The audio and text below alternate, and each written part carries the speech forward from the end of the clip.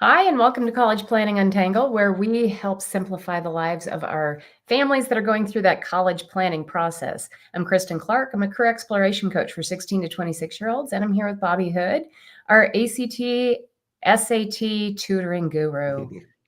Bobby, what's new in your world? Not a whole lot. Got lots of students getting ready for the PSAT this month. That's what October is. Yep, that is what October is. And let's not forget, it's also I Hate My Roommate month for all of our college freshmen. That's right. Yeah, I'm sure a lot of parents are getting that phone call already. Yeah. That might be next week's topic, but let's focus. I'll focus. How about that? So, Bobby, we've got kids taking the PSATs this month. What do parents need to know? And then we'll roll into how do they know if they got a good score or not? Sure. Yeah. So PSAT has only one purpose, and the PSAT is the test that is used by the National Merit Scholarship Corporation to determine who becomes National Merit semifinalists and then move on to become National Merit finalists. And other than that, it's just a practice test for the SAT. It has no effect on what schools you get into in college or anything like that. Although it does trigger the beginning of getting lots and lots of mail and email from colleges. Yeah. And so, yeah, so in the past, the PSAT was offered like on one Wednesday in October. Sometimes there was an alternate second date. But this year, the PSAT is just any day in October. Why? Because now the SAT is converted to its new, digital format. And the digital format is you just take it on a computer. So they are just letting people sort of take it anytime in October, which is interesting. And so that means it's not the same test for everybody. So some of my students are saying, oh, the verbal section was really hard. And some are saying, oh, the math section was really hard. And, it's just, it's multiple different tests, random which one you get. And so, half of my students have taken it already. The other half have it coming up in the next 2 weeks. Bobby, is there any benefit to students taking it earlier versus later? Because you know what's going to happen.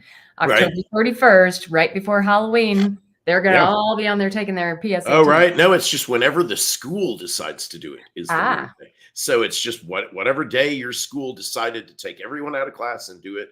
And so, and there isn't any difference that we know of because you don't get your score back until December anyway. Okay. So nothing to worry about there. And so I do have parents who are saying, hey, I want to prepare for the PSAT.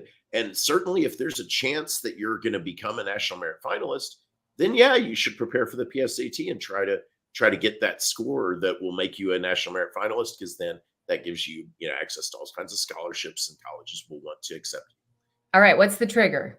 So to become a National Merit finalist, you have to score in the top 1% of students in your state on the junior year PSAT.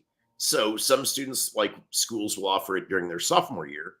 So if you take it during your sophomore year, it'll just be called the PSAT. But the one you take on the junior year, it will be called the PSAT/NMSQT, National Merit Scholarship Qualifying Test. So the PSAT NumSquat.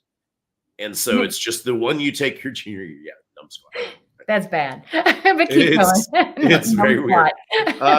Exactly. And so that's it. And so a lot of people, think that it sort of matters. It doesn't unless you're going to become a National Merit finalist.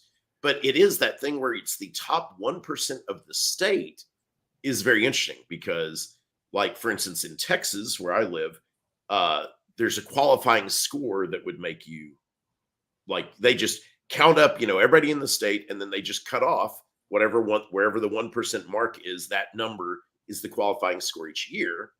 And they don't calculate what that score is and announce it until the fall of senior year. So you take this test in October of your junior year, you get your score in December of your junior year, and then 9 months later in September of your senior year, you find out whether you qualify or not to be a National Merit semifinalist. I have no idea why. That's just how they've always done it. And so you don't even know if you are for sure. right? Well, I guess So, it's an early Christmas present if you got it. right, You know? exactly. But that's the thing is you spend the summer, like in the summer before your senior year, writing your applications, writing your essays, and all this stuff. Then suddenly you find out in September that you're a national merit finalist, semifinalist, and then to become a finalist, you have to score well on the SAT or ACT as well. So you still don't become a finalist unless you do well on the SAT or ACT.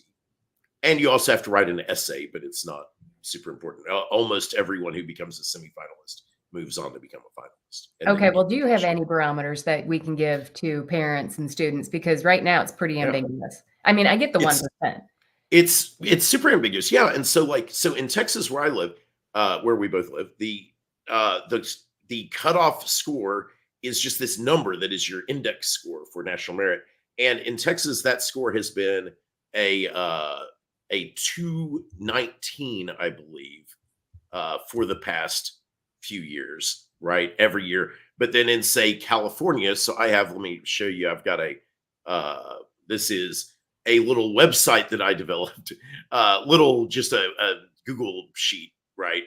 Where you can calculate this. In California, the national merit index score is a 221 this year. And so in order to get to that target score, it's very odd. Like to score a 221, you would need a 730 on your verbal at a minimum, or you would need a 690 on your math at a minimum. You have to get both of those. If you get both of those numbers, then you would become a national merit finalist, semifinalist in California. But then let's say you were in Mississippi or Alabama, the index score might be a 216 or a 215 or something. Got it. Like that. Okay. So it's easier to become a finalist in those states, but of course that's still the top 1% of the state. So it basically means, okay, it's easier to get there, but you have to be in the school system in that state, which is not as competitive. Which makes sense. Okay. Yeah. And so this score is really weird. So the SAT is scored out of 800 points on the reading and writing and 800 points on the math. So your maximum score is 1600. But the old scoring system for the SAT was 800 for math and 800 for reading and 800 for writing. So it had a total of 2400 was the maximum score. And so you see these index scores of 221, 219, those are like the old scores. And so to get this index score, you double count your verbal side. Oh. So let's say you scored a 700 on the verbal side, right? That's 70 points for some reason. Instead of 700, you divide by 10. So if you scored a 700 verbal and a 600 math, that would be 70 times 2 is 140 plus the 60 for the math. That's a 200 index score, but you need a 219 to become a national. You're not in. Right. And the other thing is they have now decided that the PSAT is not scored on that same 800 point scale. The maximum score on the PSAT is 760 on reading and writing and 760 on math. So that means on the SAT, a perfect score is a 1600. On the PSAT, a perfect score is a 1520. What does any of this mean? I have no idea. The PSAT is supposedly a little easier than the SAT. And so doing perfect on it only counts for a 1520 instead of a 1600. Okay. And College Board says that the PSAT score is completely equivalent to and predictive of your SAT score. So if you score, say, a 1300 on the PSAT, that's supposed to indicate that you're going to score a 1300 on the SAT. But I don't understand how that's possible. It doesn't make any sense. When the score is 80 points subtracted. None of it makes any sense whatsoever. So my advice is don't try to understand it any more than that. It's just a weird score. And so that brings us to, the question you actually wanted to talk about, right? Which is like, what's a good score? Right. Well, and a perfect score, I guess perfect score is good. Right? Yeah, right. Well, and what you're telling me is really the PSAT, don't worry about it. Absolutely. I think what's a good score where it took me, Bobby, is when my clients come to me and they're like, yeah, Kristin, I'm trying to get a good score on the SAT or the ACT. And I'm like, okay, what's a good score for you? Yep. And they have a hard time answering that. And Bobby, I want parents to really know that A good score is the one that's going to get you into the school that's going to support what your child's wanting to study.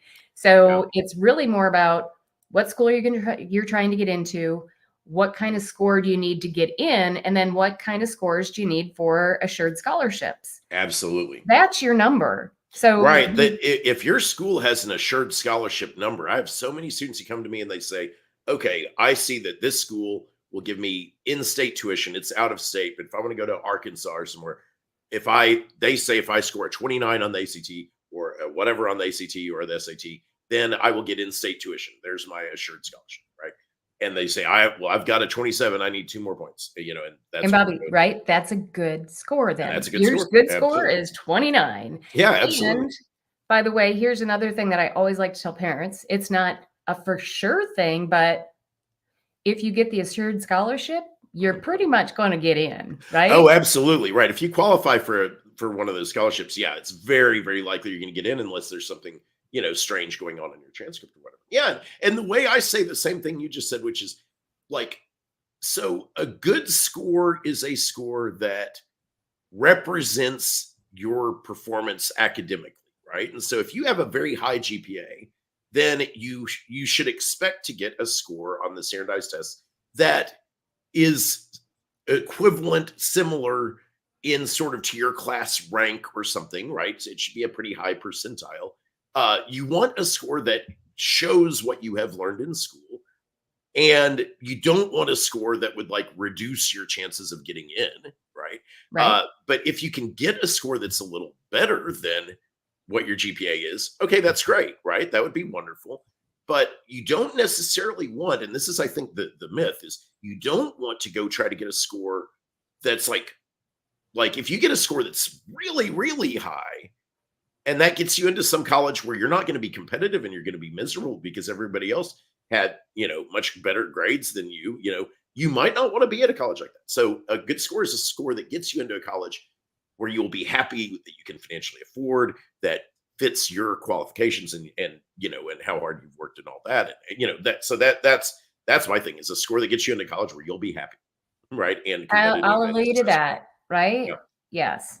So hopefully that's taking some of the stress out of this for parents too. It's like, guys, your kiddo is in control of this, right? You can help them be in control of this because you can help them think about what is the right school for me.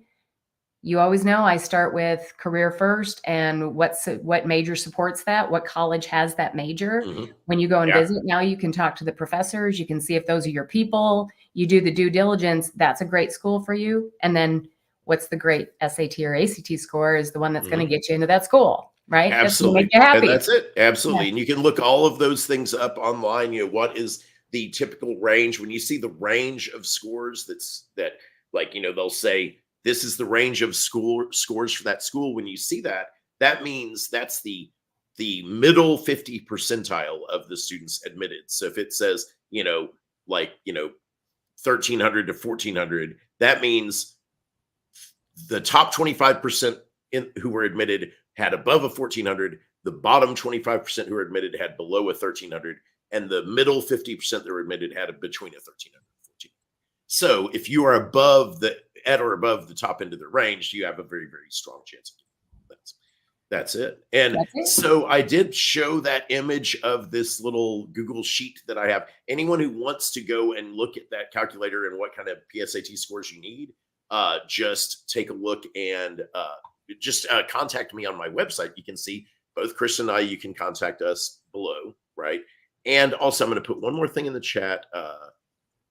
There is a really good